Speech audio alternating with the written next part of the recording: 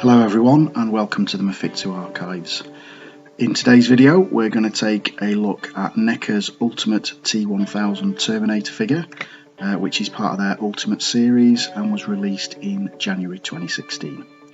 So following NECA's release of the Ultimate T800 and Sarah Connor last year, 2015, the Trinity is now complete with this release of the T1000 Terminator as seen in Terminator 2 Judgment Day. Like all Ultimate releases to date, the T1000 arrives in a fully enclosed black glossy box with the T2 logo used as a header on both the front and the back of the box, and also as a spine label on either side. The front is decorated with a large profile shot of the T1000 as seen in the film played by Robert Patrick. This image is surrounded in a brushed metal frame with the T1000 nameplate at the base of the image. This same image is replicated on the two sides, with the very bottom of the side spine having the NECA logo printed onto that same brush metal coloured panel. The back of the box picks up actual images of the figure. The larger of these, offset to the left as you look, is of the figure in a diorama environment reflecting the asylum where Sarah Connor first encounters the T1000.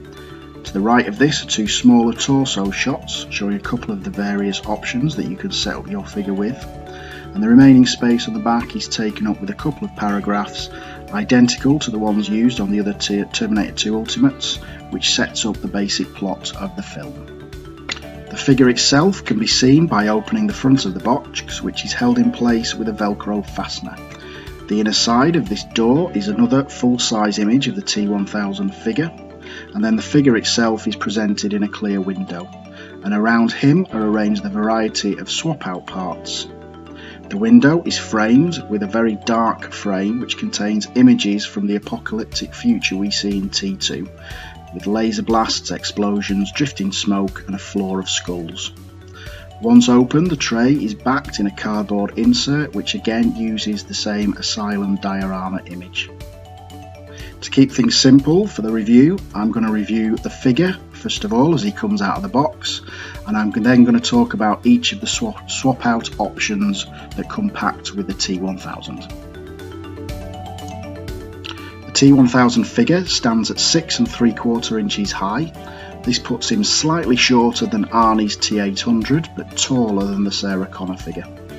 The head sculpt is a wonderful representation of actor Robert Patrick, and like all the NECA releases, it doesn't just capture a blank expression, but that dispassionate, quizzical look that Patrick holds throughout the film.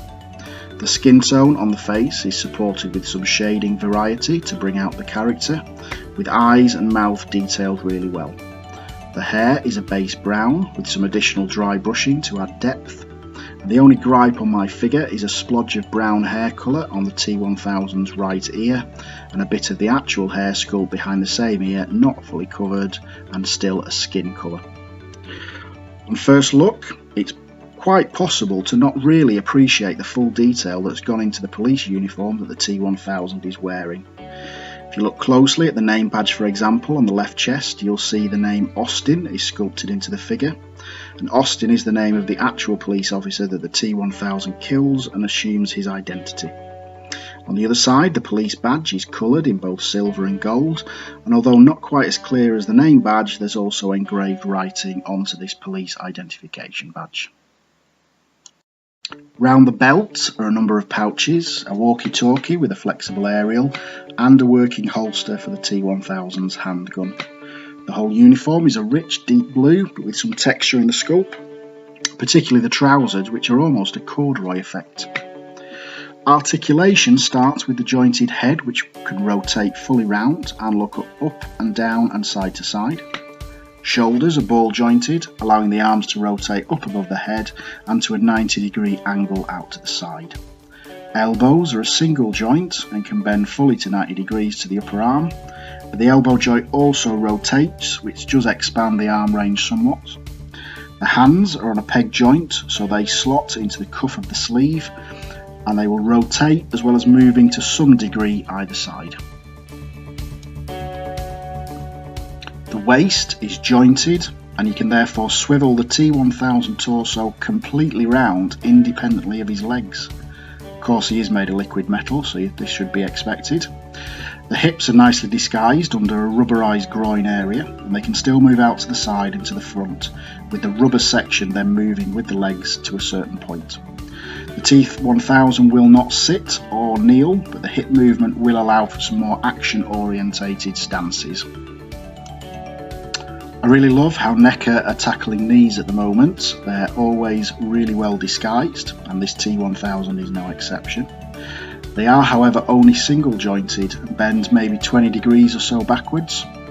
They do, however, rotate at the joint like the elbows, which is unusual, and this rotation doesn't actually look the best when applied, but can help balance the figure a little better. The figure ends with jointed ankles, but restricted within the trouser legs, so only really minor adjustments are possible.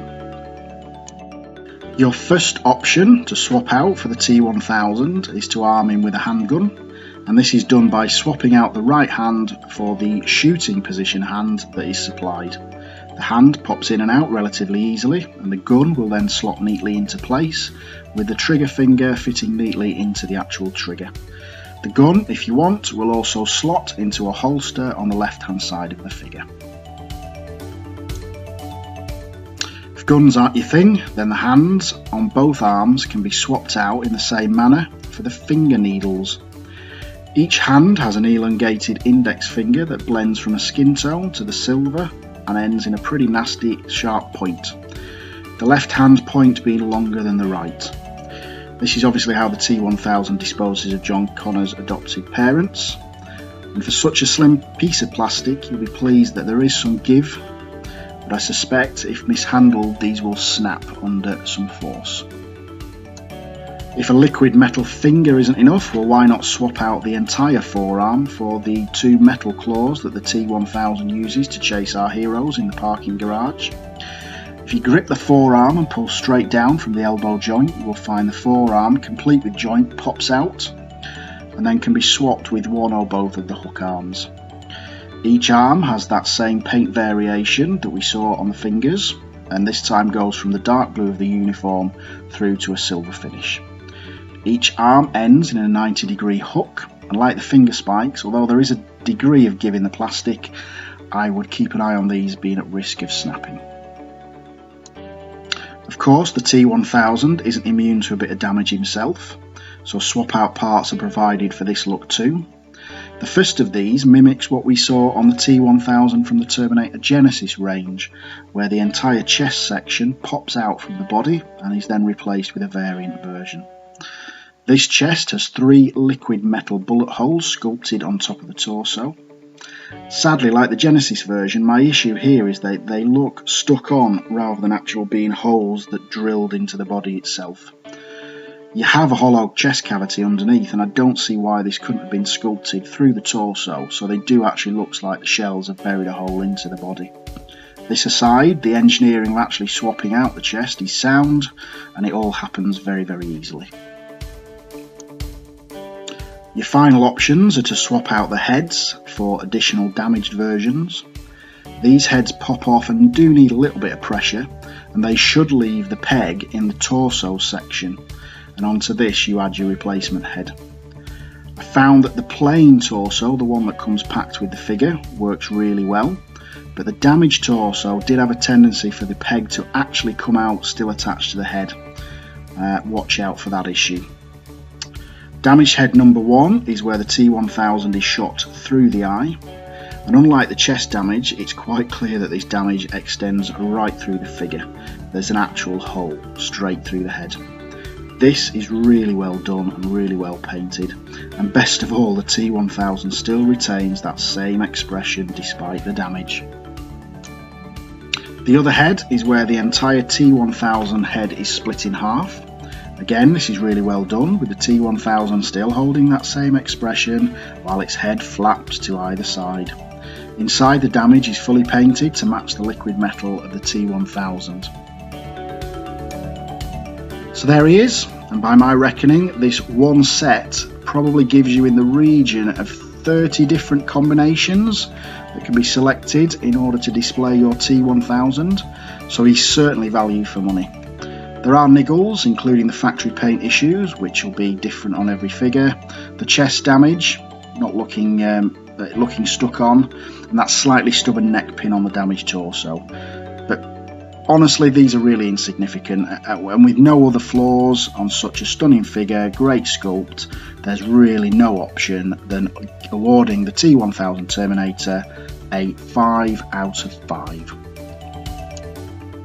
Thanks for watching. I hope you found the video useful, particularly if you're thinking of buying this figure. Don't forget, you can read this review and many more on our website, the Mafitsu Archives, and the link is in the top right corner of the video. And you can also join us on our social channels for news and reviews on a daily basis. Thanks again, and we'll see you in our next video.